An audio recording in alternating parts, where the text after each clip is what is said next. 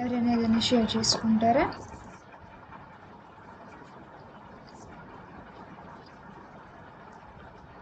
సరే, వాక్యంలోనికి వెళ్దాము. వాక్యం చదువుకుందాం. ద్వితీయోపదేశకాండము 31వ అధ్యాయము 19వ వచనం ఒకసారి చదువుకుందాం.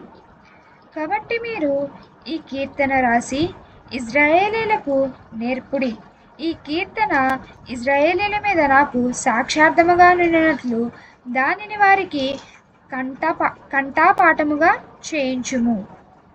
ఈరోజు నేను మీతో ఏం షేర్ చేసుకోవాలనుకుంటున్నానంటే, కీర్తనలు పాడడం వల్ల మనం ఏ విధంగా దీవించబడతాము, ఏ విధంగా పడతాము అనేది మనం ధ్యానించుకుందాం. కీర్తనలు అనగా పాటలు రూపంగా దేవుణ్ణి అనుక్షణము అనుదినము కూడా మన హృదయంలో ధ్యానించడం ద్వారా ఎటువంటి ఆశీర్వాదాలు అనేవి మనము పొందుకోగలము అనేది ఈరోజు మనం ధ్యానించుకుందాం.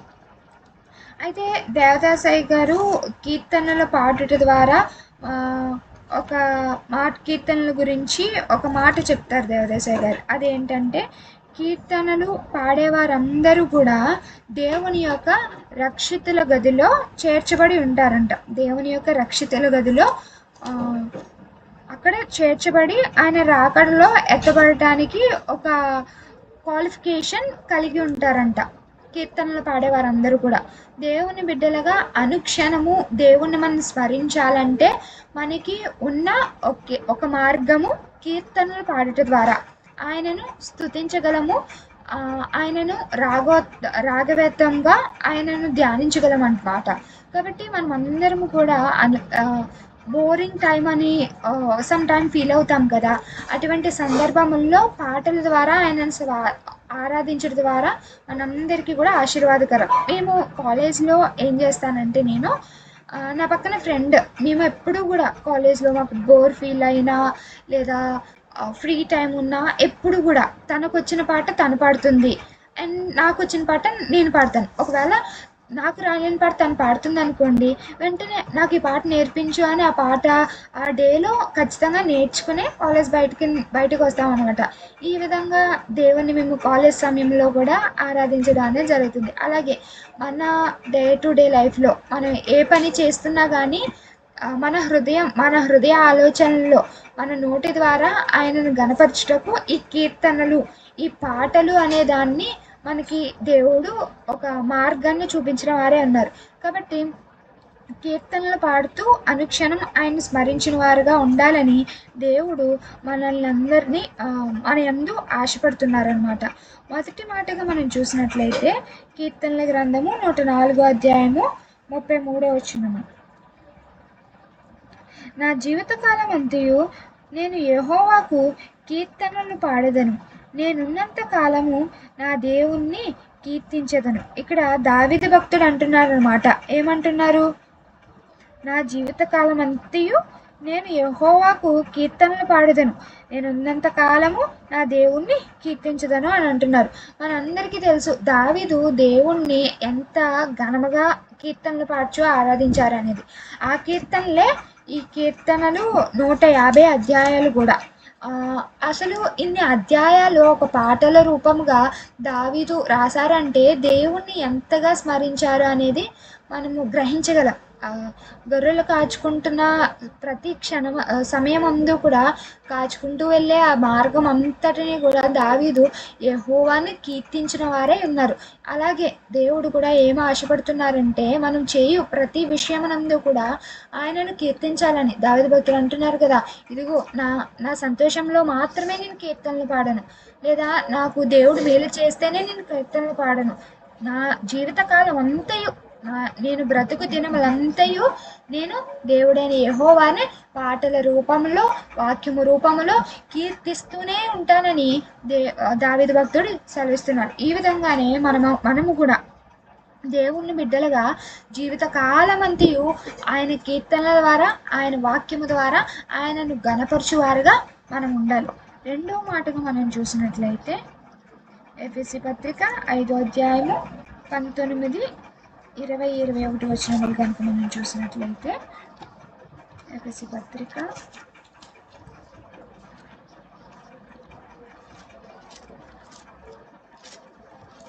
5వ అధ్యాయము 19 నుంచి ఒకసారి చదువుకుందాం.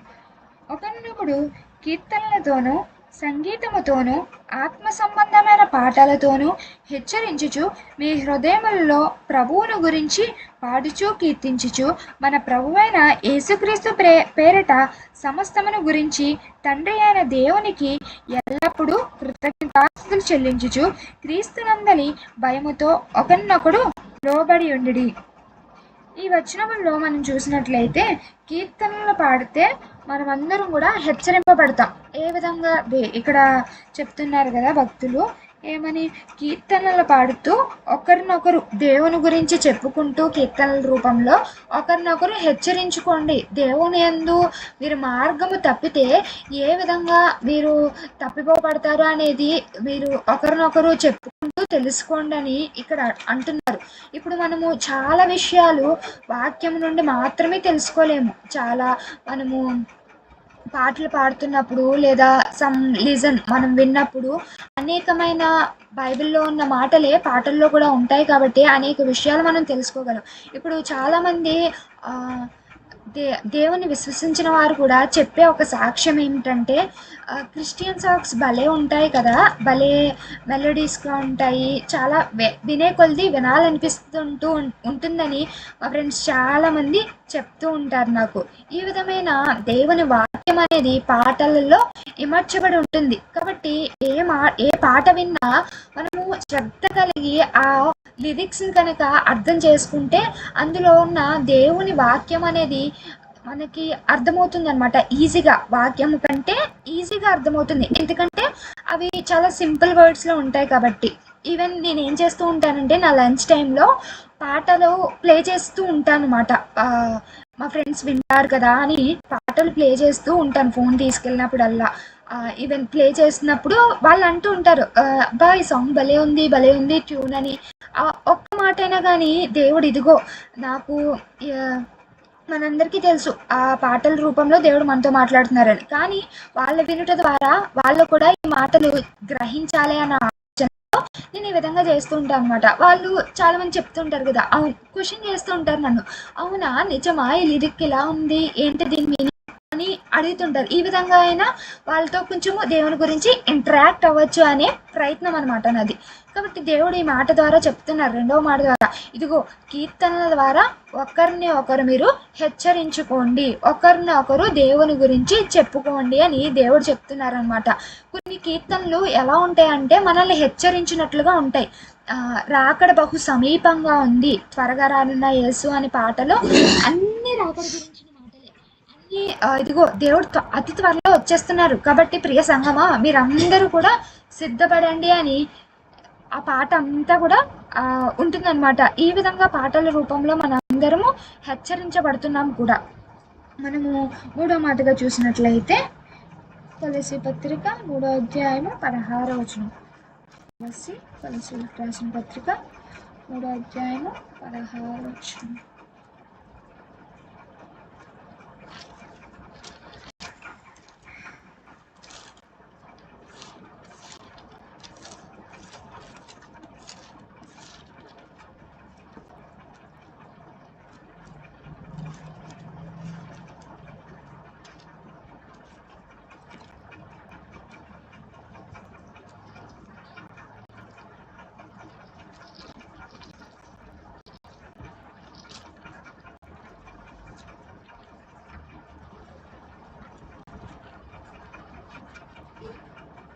సరే ఒకసారి వాక్యం చదువుకుందాం.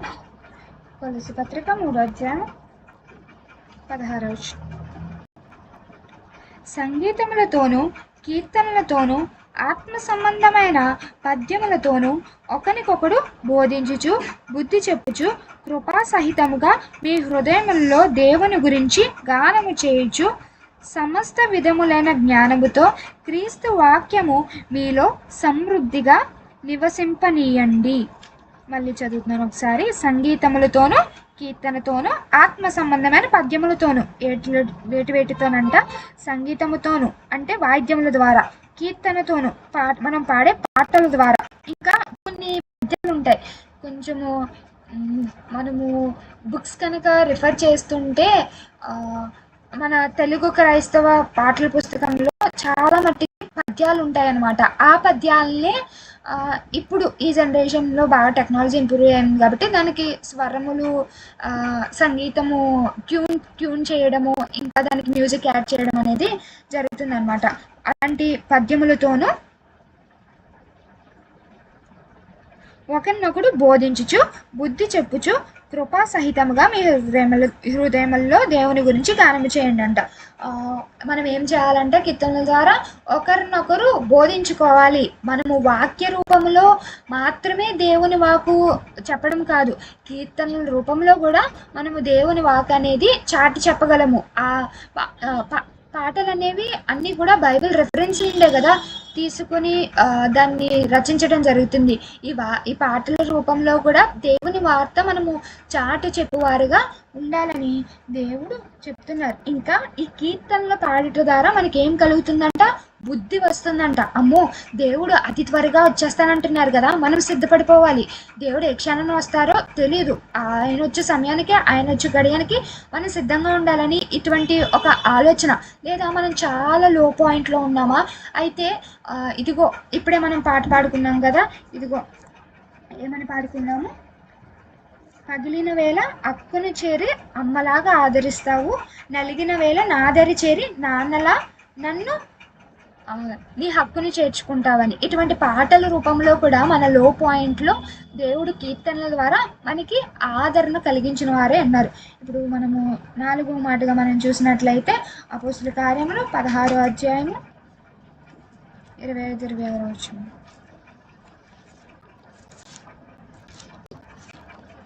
16వ అధ్యాయము 25-26 వచనం. అయితే మధ్యరాత్రి వేళ పౌలును సిలియు దేవునికి ప్రార్థించుచు కీర్తనలు పాడుచుండిరి, ఖైదీలు వినుచుండిరి. అప్పుడు అకస్మాత్తుగా మహాభూకంపము కలిగెను, చెరసాల పునాదులు అదిరెను, వెంటనే తలుపులన్నీ తెరుచుకొనెను, అందరి బంధకములు ఊడెను. ఇక్కడ మనం 4వ మాట గ్రహించినట్లయితే కీర్తనలు పాడుట ద్వారా సంఖ్యలు తెగబడుతున్నాయి. దేవుని కొంతమంది అనుకుంటారు, నాకు ప్రార్థన చేయడం ఎలాగో తెలియదే, లేదా వాక్యం చదవడం ఎలాగో తెలియదే, లేదా ఇతరులకు స్వార్థ ఎలా చెప్పాలో తెలియదే అని అనుకుంటున్నారా? ఇదిగో దేవుడు చెప్తున్నారు కదా, వీటన్నిటి రూపంగా మాత్రమే కాదు కానీ పాటల రూపంలా కూడా మీరు నన్ను ఆరాధించవచ్చు, మీరు నన్ను స్తుతించవచ్చు అని దేవుడు చెప్తున్నారు. ఇక్కడ చూస్తే ఈ వచనముల్లో పౌలు శిలలు చెరసాలలో ఉండి పాటలు పాడుతున్నారంట. వాళ్ళు దేవుని సువార్త చేస్తున్నారని అక్కడున్న అధికారులు వాళ్ళు బంధించి ఒక చెరసాలలో పాడేసినప్పటికీ ఆ చెరసాలలో కూడా వాళ్ళు సువార్త చేయడం అనేది ఆపు చేయట్లేదు. చెరసాలలో కూడా ఉండి పాటలు రూపముగా సువార్త చేస్తుంటే మిగతా ఉన్న చెరసాలలో ఉన్న వాళ్ళందరూ కూడా ఏం చేస్తున్నారంట? వింటున్నారంట. విని వారు కూడా మారు మనసు పొందడానికి ఒక మార్గంలా ఇదనేది, ఈ పాటలు అనేవి ఏర్పరచబడ్డాయి, ఒక మార్గంలా అయిపోయాయి అనమాట. వెంటనే అక్కడ ఏం జరిగిందంట? అక్కడ ఉన్న చెరసాల సంఖ్యలన్నీ కూడా విడిపింపబడ్డాయి, సంఖ్యలన్నీ కూడా తెగబడ్డాయంట. ఈ విధముగా కీర్తనల ద్వారా కూడా దేవుడు చెప్తున్నారు మనము సువార్త అనేది చేయగలము అని. మనము 4 మాటలు ప్రత్యేకంగా విన్నాము. కీర్తనల ద్వారా దేవుడు కీర్తనల ద్వారా కూడా సువార్త మనము చేయొచ్చు అని మనకి దేవుడు చెప్తున్నారు. ఈ కీర్తనల ద్వారా మనకి అనుక్షణము కూడా ప్రతి సమయమునందు కూడా దేవుణ్ణి ఆరాధించు భాగ్యమును మనకి ఇచ్చారు. అంతేకాదు ఈ మాటల ద్వారా మనకి ఎంతో ఆదరణ అనేది దేవుడు ఇస్తున్నారనమాట. ఈరోజు దేవుడు చెప్తున్నారు కదా, ఈరోజు నీకు వాక్యము చెప్పడం ఎలాగో తెలియట్లేదు అనుకుంటున్నావా, లేదా ప్రార్థన చేయడం ఎలాగో తెలియట్లేదు అనుకుంటున్నావా? ఇదిగో దేవుని పాటల ద్వారా కీర్తించు, దేవుని పాటల ద్వారా ఆరాధించు. ఈ విధముగా మనం ఆరాధించినట్లయితే ఎదుటి వారికి స్వార్థ చెప్పుటతో పాటు ఆయనను పూర్ణ హృదయంతో ఆరాధించువారుగా మనం ఉంటామని దేవుడి వాక్యము ఈరోజు మనతో చెప్పి ఉన్నారు. ఈ వాక్యమును మనందరికీ దేవాతి దేవుడు నిండు దేవుని అనుగ్రహించును గాక. ఆమేన్.